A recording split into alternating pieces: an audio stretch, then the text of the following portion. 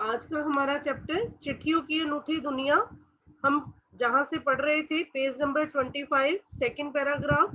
इससे पहले लेखक ने ये बताया है कि पत्र लेखन कैसे आरंभ हुआ, कि इसको और ज्यादा एक कला के रूप में विकसित करने के लिए क्या किया गया पूरे विश्व में, कि इस कला को विकसित करने के लिए इसको पाठ्यक्रम के रूप में, पाठ्यक्रम सिलेबस में शामिल किया गया, ताकि आने वाली जो नई पीढ़ी है वो पत्र लेखन के बारे में सीख सके।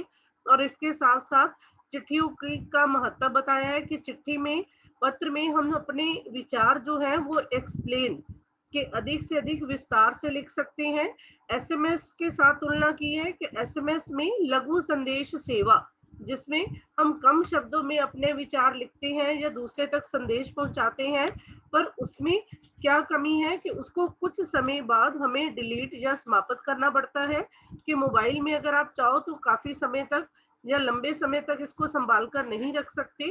तो इसलिए लेखक पत्रों का महत्व बता रहा है। अब आज इसी के साथ आगे, कि आज वो क्या कह रहा है कि देश में ऐसे लोगों की कमी नहीं है जो अपने पुरखों की चिट्ठियों को सहेज कर रखते हैं। पुरखों अपने पूर्वज जो हैं, कि अपने जो पुरानी पीढ़ी में उनके जो पूर्वज हुए हैं, जो उनके पिता या दादा, तो उन्होंने अगर कोई चिट्ठी लिखी है तो वो आज भी एक विरासत के रूप में अपने पास संभाल कर रखते हैं। इसे सहेज और संजोकर विरासत के रूप में रखा जाता है। सहेज संभाल कर के संजोकर ध्यान से सजा कर रखना, विरासत हमारी धरोहर के रूप में इसे रखा जाता है। और या फिर बड़े बड़े लेखक पत्रकार, लेखक राइटर, पत्रकार, रिपोर्टर, उद्यमी, उद्यमी सिंपल में अगर करें तो अर्थ इनका कि कोई उद्योगपति जो बड़ा, जो बड़े बड़े जोखिम उठाने के लिए तैयार है, जो अपनी तरफ से नए नए चैलेंजेस लेने को तैयार है, ऐसे व्यक्ति अगर कोई विचार लिखते हैं, कवि, प्रशासक, प्रशासक जो किसी न किसी तरह से शासन के साथ, कि कोई ना कोई, कि कहीं ना कहीं ऐसे विभाग से जो जुड़े हुए हैं जो प्रशासकीय विभाग के अंदर आते हैं। सन्यासी या किसान, इनकी पत्र रचनाएं अपने आप में अनुसंधान का विषय है। अनुसंधान के खोज, रिसर्च, के उन्होंने जो भी अपने विचार लिखे हैं अपने पत्रों के माध्यम से, उन पर अगर आप रिसर्च भी करना चाहो तो आपको बहुत कुछ जानने को मिल सकता है। अगर आज जैसे संचार साधन होते, तो यहाँ से हम पहले भी कर चुके हैं कि लेखक क्या बता रहा है कि अगर आज जैसे, आज हमारे पास ज्यादा से ज्यादा तकनीक है, ज्यादा से ज्यादा टेक्नोलॉजी मॉडर्न होने के कारण कई ऐसे कम्युनिकेशन के साधन हैं। तो अगर आज जैसे साधन होते तो नेहरू अपनी पुत्री को फोन करते, पर तब वो पिता के पत्र पुत्री के नाम जो हमारे पास आज भी सुरक्षित है वो नहीं मिल पाते। जो देश के करोड़ों लोगों के लिए, कि उन्होंने अपनी बेटी को जो पत्र लिखे उनके बारे में, कुछ संसार के बारे में बताया कि हमारा संसार कैसा है, नेचर के बारे में बताया, लोगों के विचारधारा के बारे में बताया, तो वो कहते कि तब वो फोन करते, और फोन पर जो बात है उसे आप संभाल कर नहीं रख सकते, उसे रिकॉर्डेड कितनी देर तक नहीं रख सकते। तो जो आने वाली पीढ़ियों को प्रेरणा मिल रही है, मोटिवेशन मिल रही है उन पत्रों के द्वारा, वो नहीं मिल पाती। क्योंकि पत्रों को आप सहेज कर रख सकते हैं और एसएमएस संदेशों को आप जल्दी ही भूल जाते हैं। क्यों भूल जाते हैं? क्योंकि हमें मोबाइल से उसको किसी न किसी समय डिलीट करना पड़ता है, समाप्त करना पड़ता है, क्योंकि नहीं तो जितने भी चाहे जरूरी संदेश हो, आप उनको वर्षों तक नहीं संभाल सकते, कि लगता है कि हमारा मोबाइल ही हैंग हो जाएगा, तो हमें उसे समाप्त करना पड़ता है। बेटा आपको ये क्वेश्चन भी आ सकता है, पत्रों का मुकाबला या पत्रों की अपेक्षा एसएमएस को किसी भी तरह से सहेज कर नहीं रखा जा सकता, कारण बताओ। नेक्स्ट है, कितने संदेशों को आप सहेज कर रख सकते हो? एक तरह से लेखक खुद प्रश्न में पूछ रहा है कि आप जितनी भी कोशिश करो, एसएमएस को अपने पास संभाल कर काफी लंबे समय तक नहीं रख सकते। तमाम महान हस्तियों की तो सबसे बड़ी यादगार या धरोहर जो है उनके द्वारा लिखे गए पत्र ही है। हम अगर कोई किसी भी फेमस पर्सनैलिटी को जानते हैं, उनके बारे में कुछ कुछ और जानने की इच्छा रखते हैं तो हमें हमारे पास एक ही साधन है, उनके लिखे हुए पत्र, कि जो भी उन्होंने अपने विचार लिखे हैं, जो डॉक्यूमेंट के रूप में, पत्रों के रूप में हमारे पास है, हम उन्हीं से उनके बारे में जान सकते हैं। भारत में इस श्रेणी में राष्ट्रपिता महात्मा गांधी को सबसे आगे रखा जा सकता है, कि दुनिया के तमाम संग्रहालय के जो भी अजायब घर या म्यूजियम है, उनमें जानी मानी हस्तियों के पत्रों का अनूठा, अनूठा के प्रायवाची है अनोखा, निराला, कि ऐसा संग्रह, ऐसा म्यूजियम है, ऐसा संग्रहालय है जिसमें उनको इकट्ठे करके, उनको एक जगह पर संकलित करके रखा जाता है। तमाम पत्र देश, काल और समाज को जानने समझने का असली पैमाना है। पैमाना कि एक ऐसा स्तर है, एक ऐसा मापक है जिससे हम जान सकते हैं कि उन पत्रों के माध्यम से उस समय देश में कैसा समय रहा होगा, कि कैसी सिचुएशन थी, कैसी परिस्थितियां थी सॉरी। तो उस समाज को जानने का एक असली माध्यम जो है वो क्या है, उस समय लिखे हुए जो पत्र हमें मिलते हैं। भारत में आजादी के पहले महासंग्राम के दिन, अब महासंग्राम के दिन कौन से हैं? जब भारत की आजादी के लिए सभी लोग एक साथ क्रांति कर रहे थे, अंग्रेजों को भारत से भगाने के लिए जो भी कार्य किए जा रहे थे, उन दिनों कुछ अंग्रेज अफसरों ने अपने परिवार को पत्र में लिखे व आगे चलकर वे एक महान पुस्तक बन गए। अब कुछ ऐसी घटनाएं हैं जो हमारे क्रांतिकारियों या हमारे देश की आजादी के लिए लड़ने वाले व्यक्तियों के द्वारा जो भी किए जा रहे कार्य थे, वो खुद नहीं बता सकते, क्योंकि हमारा इतिहास लिखा जाता है। और कैसे पता चलता है वो इतिहास? लिखे हुए पत्रों के माध्यम से, कि अपने जो पत्र सुरक्षित है, उस समय क्या हुआ था, वो घटना कैसे घटित हुई थी। तो उन्होंने क्या कहा कि आगे हमारे कुछ ऐसी भी बातें हैं, देश में ऐसी घटनाएं घटित हुई जो हमें कहाँ से पता चलती हैं, कि अंग्रेज अफसर जो अपने परिवार को, अगर वो इंग्लैंड में रहते थे या कहीं भी रहते थे, तो अपने परिवार को जो पत्र लिखते थे, और ये बताने के लिए कि भारत भी कैसी सिचुएशन है, कैसी परिस्थिति है, यहाँ के लोग क्या कर रहे हैं, कि जो उन्होंने अपने परिवार के लोगों को पत्र लिखे, उनसे एक महान पुस्तक बनाई गई, और उसके माध्यम से वास्तविकता पता चली कि उस समय उस क्रांति में देश की आजादी के लिए लोग क्या क्या कार्य कर रहे थे।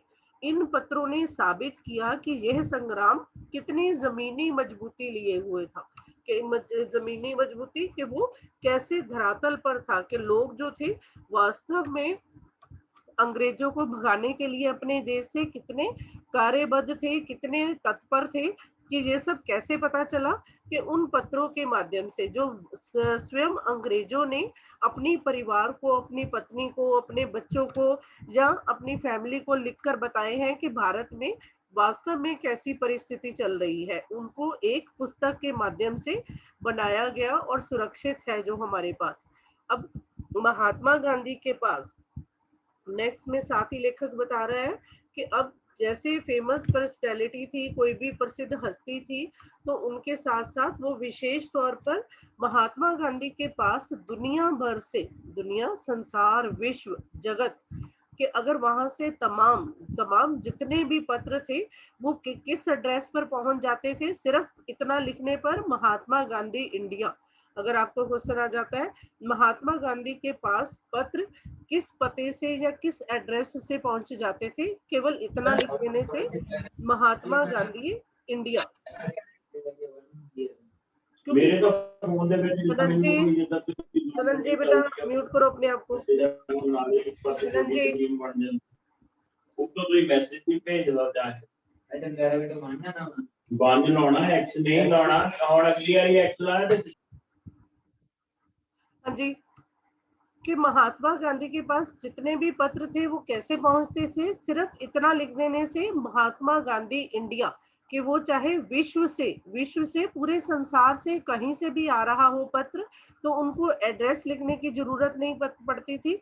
कि किस लिए? कि हमें पता है कि महात्मा गांधी जो थे वो देश में कहीं भी हो तो उन तक ये पत्र पहुंचने का एकमात्र साधन क्या था कि उनका नाम लिख देना और साथ में केवल इंडिया लिख देना, क्योंकि कभी वो साबरमती आश्रम अहमदाबाद में होते, कभी किसी जेल में अंग्रेजों ने डाले होते, तो जो भी पत्र उन तक आता वो वहीं पहुंचा दिया जाता था। वे जहां भी रहते थे वहां पत्र पहुंच जाते थे। आजादी के आंदोलन की कई अन्य दिग्गज दिग्गज फेमस प्रसिद्ध हस्तियों के साथ भी ऐसा ही था कि मान लो कोई और फेमस पर्सनैलिटी थी, कोई और दिग्गज हस्ती थी जिन तक पत्र पहुंचाने के लिए कोई उनके एड्रेस को नहीं भी जानता था, तो केवल उनका नाम लिख देने से वो पत्र उस तक पहुंच जाता था। गांधी जी के पास देश दुनिया से बड़ी संख्या में, अब देश दुनिया के अपने देश में से भी, इंडिया में से भी और बाहर विदेशों में से भी, कि पूरे संसार में से और भारत में से बड़ी संख्या में पत्र पहुंचते थे, पर पत्रों का जवाब देने के मामले में उनका कोई जोड़ नहीं था। जोड़ जहां पर शब्द का अर्थ है कि कोई उदाहरण, कि उनका कोई सानी नहीं था, उनके समान कोई दूसरा नहीं था।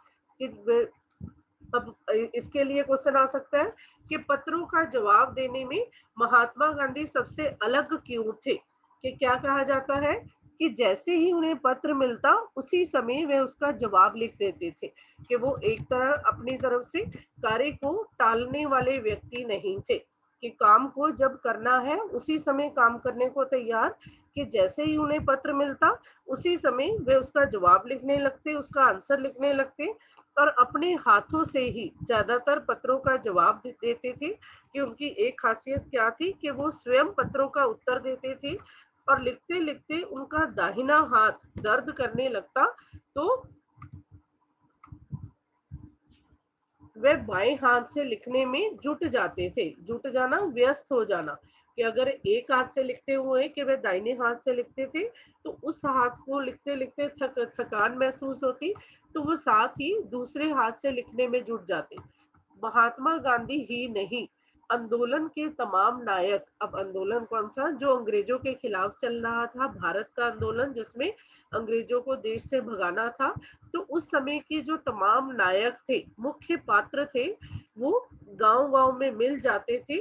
पत्र भेजने वाला उन पत्रों को किसी, अगर मान लो पत्र जो है, पहले उन्होंने क्या बता दिया कि महात्मा गांधी को पत्र सिर्फ महात्मा गांधी इंडिया लिखकर पहुंच जाते, और जैसे ही पत्र पहुंचता वो वैसे ही उसका आंसर देने लग जाते, और जब लिखते लिखते उनका एक हाथ, दाहिना हाथ दुखने लगता तो वो दूसरे हाथ से लिखने में जुट जाते। इसका अभिप्राय कि वे दोनों हाथों से अच्छी तरह लिख सकते थे, और जिस भी व्यक्ति को उनका लिखा हुआ पत्र वापस मिलता, अब उसके बारे में उन्होंने क्या कहा है कि महात्मा गांधी को जो पत्र मिलते थे, जब वह उनका जवाब देते या उनका उत्तर देते, तो उस पत्र भेजने वाले लोग उन पत्रों को किसी प्रशस्ति पत्र से कम नहीं मानते थे। प्रशंसा पत्र, उनको लगता कि हमें एक एक फेमस पर्सनैलिटी, एक विशेष व्यक्तित्व वाले व्यक्ति ने पत्र का उत्तर दिया है, तो वो उस पत्र को एक प्रशंसा पत्र मानते, और कई लोगों ने तो उन पत्रों को फ्रेम कराकर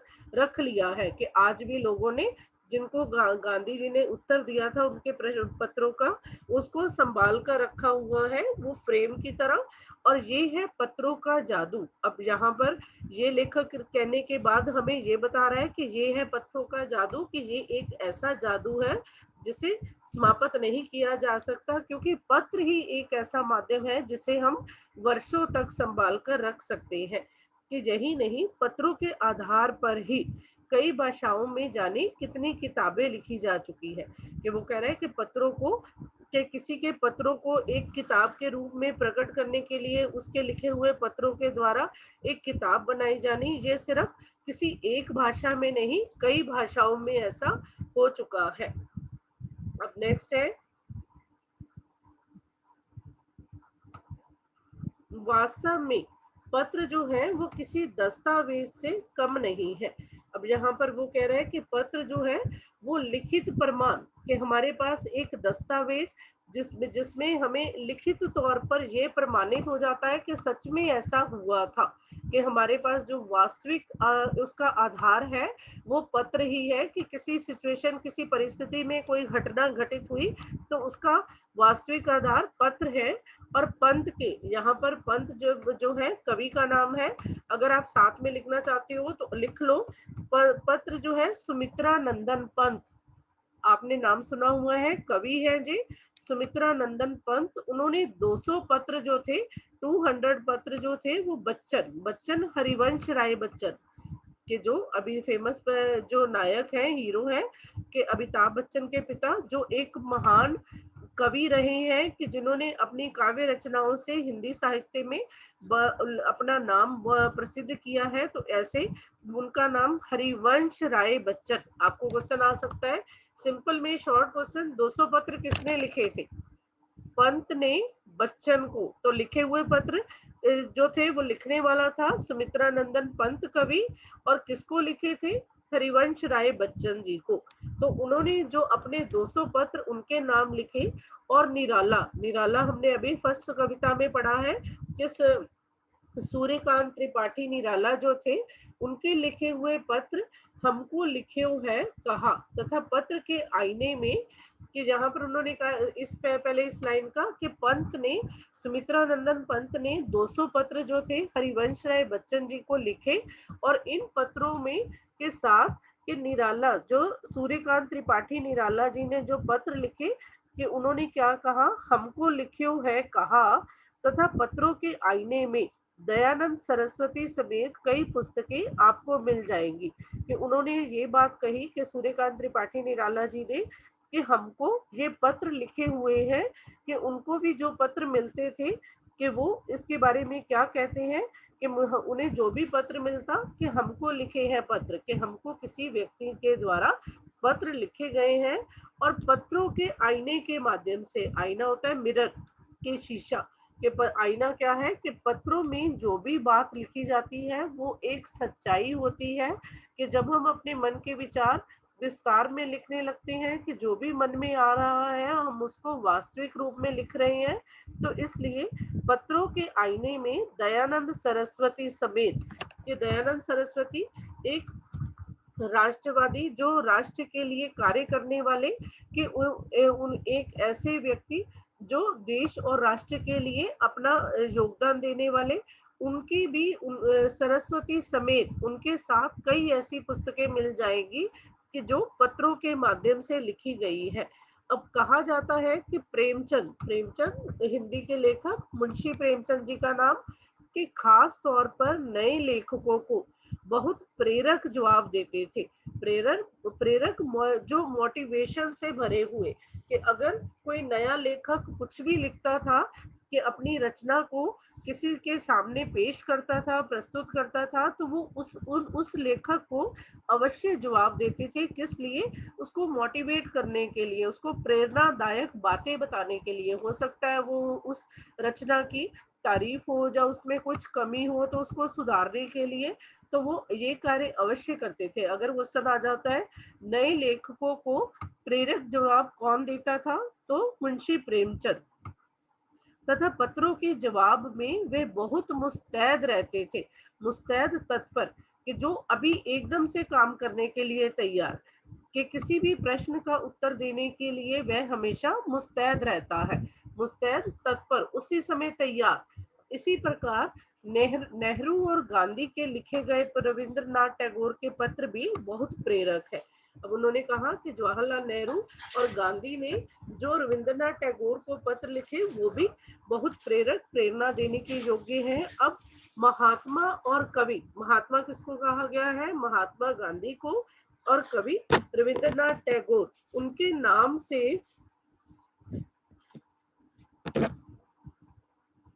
नाम से महात्मा गांधी और रविंद्रनाथ टैगोर के बीच सन 1915 से 1941 के बीच 15 से 41 तक जो भी पत्राचार हुआ, आपस में पत्रों का आदान प्रदान, के एक के पत्र के जवाब में दूसरे व्यक्ति द्वारा लिखे गए पत्र, तो उनको महात्मा और कवि नाम से प्रकाशित किया गया। अगर क्वेश्चन आ जाता है महात्मा और कवि किसे कहा गया है और इस पाठ में क्यों?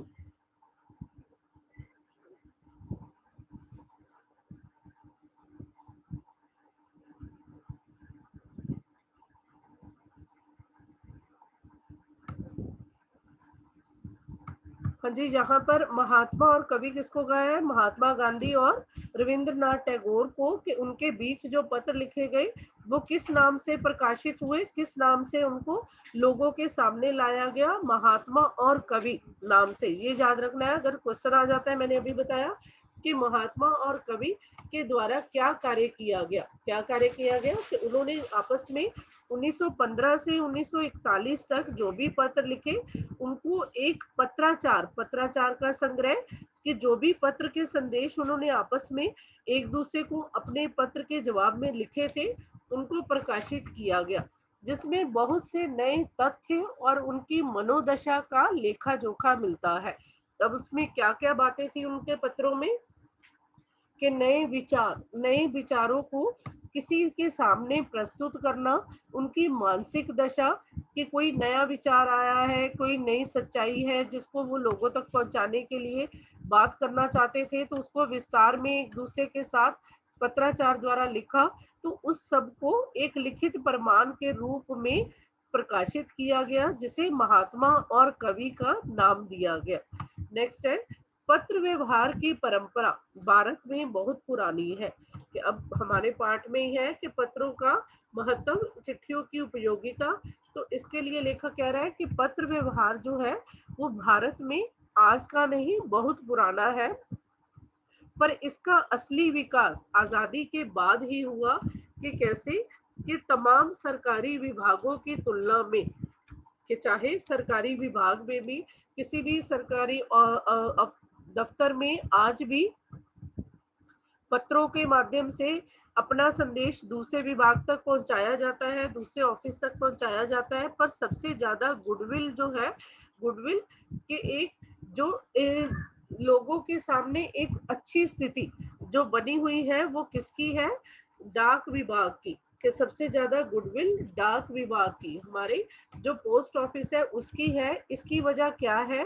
कि ये लोगों को जोड़ने का काम करता है, कि एक स्थान से दूसरे स्थान तक पत्र पहुंचता है तो उनके विचार वहां तक पहुंचते हैं, तो इसलिए ये लोगों को जोड़ने का कार्य करता है।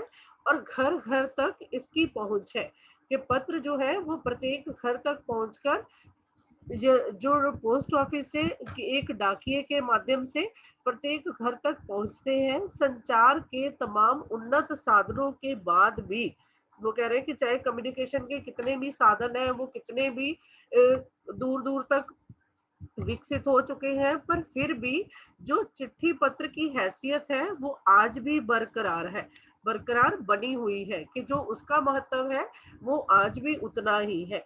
शहरी इलाकों में आलीशान हवेलियां चाहे हो, बड़े बड़े आलीशान बड़े बड़े घर, के शहरी इलाकों में आलीशान हवेलियां हो, या फिर झोपड़पट्टियां कि जिसमें गरीब लोग रहते हैं, या दुर्गम जंगलों से घिरे हुए गांव। अब यहाँ पर ये लेखक बता रहे हैं कि पत्र जो है वो कहीं भी पहुंच सकते हैं। किन स्थानों पर? वो चाहे बड़े बड़े शानदार घर हो, या गरीब व्यक्तियों की झोपड़ियां हो, या दुर्गम जंगलों से घिरे गांव हो, कि कोई ऐसा विलेज, कोई ऐसा गांव जहां पर चारों तरफ बहुत ही कठिन जंगल हो, जहां से गुजरना भी मुश्किल हो, या फिर बर्फबारी के बीच जी रहे जो पहाड़ी लोग हैं, कि या पहाड़ों के लोग जहाँ हर समय ऐसा वातावरण है, ऐसा एनवायरनमेंट है कि बर्फ पड़ी रहती है, या समुद्र तट पर रह रहे मछुआरे। इन सब से वो क्या कहना चाहता है लेखक? कि किसी भी स्थान पर कोई भी व्यक्ति रह रहा हो, या इसके अतिरिक्त रेगिस्तान की, नेक्स्ट है रेगिस्तान की ढानियां। ढानियां होती है जो रेगिस्तान के अस्थायी से टीले बने होते हैं, जहां पर रेत ही रेत होती है। तो कुछ कुछ जगह पर जहां छोटे छोटे एक तरह से टेंट से लगाकर गांव लोग जो है गांव बनाकर रहने लगते हैं, कि ऐसी जगह हो। या आज भी खतों का सबसे अधिक बेसब्री से इंतजार होता है, कि वो किसी भी जगह पर रह रहे हो, अमीर हो, गरीब हो, चाहे वो समुद्र के किनारे है, चाहे वो बर्फ की गिरी हुई पहाड़ियों में है, चाहे जंगलों में है, तो हर स्थान पर आज भी लोग जो है वो पत्रों का, खतों का इंतजार करते हैं बेसब्री से, बहुत ही अधीर होकर कि इन एक दो नहीं करोड़ों लोग। अब ये नहीं कि चाहे वो कह रहा है संचार के साधन कितने भी विकसित हो गए, कि हम ये नहीं कह सकते आज भी पत्रों का इंतजार करने वाले लोग कम हो गए हैं, कि करोड़ों लोग खतों और अन्य सेवाओं के लिए रोज भारतीय डाकघरों के दरवाजों तक पहुंचते हैं। कि हम पोस्ट ऑफिस है तो ये नहीं कि वहां पर सिर्फ खत के बारे में या लेटर के बारे में ही बात होती है, वहां अन्य सेवाएं भी हैं। आपको भी पता है कि कई तरह के और कार्य भी, डाकघर भी होती है, तो आज लोग वहां तक जाते हैं और इसकी बहुआयामी भूमिका नजर आ रही है। बहुआयामी कि जिसमें बहुत अधिक विशेषताएं हैं, कि सिर्फ एक ही काम नहीं है कि लेटर जो है, अब कई बैंक्स के तो एटीएम भी पोस्ट ऑफिस के पोस्ट के होकर आती है, या कोई बैंक की चिट्ठी है, कोई खास लेटर है तो वो भी पोस्ट होकर आती है, जो ये कहा जाता है कि सीधे व्यक्ति के घर तक ही आएगी। तो इसलिए और भी कई विशेषताओं के लिए डाकघर जो है वो आज भी महत्वपूर्ण भूमिका निभाते हैं। दूर देहात में, देहात गांव के ऐसे गांव जो दूर दूर तक बसे हुए हैं, आज भी लाखों गरीब घरों में चूल्हे जो है वो मनी ऑर्डर अर्थव्यवस्था से ही चलते हैं। कि आज भी जो मनी ऑर्डर पैसे भेजने का प्रबंध जो है, कि व्यक्ति, उनके परिवार का सदस्य कहीं दूर काम करता है तो वो आज भी कई लोगों के घर जो है वो गरीब घरों के घर, जो आज भी उस मनी ऑर्डर की वेट करते हैं, इंतजार करते हैं, तभी उनका परिवार चलता है। गांव या गरीब बस्तियों में चिट्ठी या मनी ऑर्डर लेकर पहुंचने वाला डाकिया देवदूत के रूप में देखा जाता है। देवदूत देवता के द्वारा भेजा गया। दूत शब्द का अर्थ है संदेश वाहक।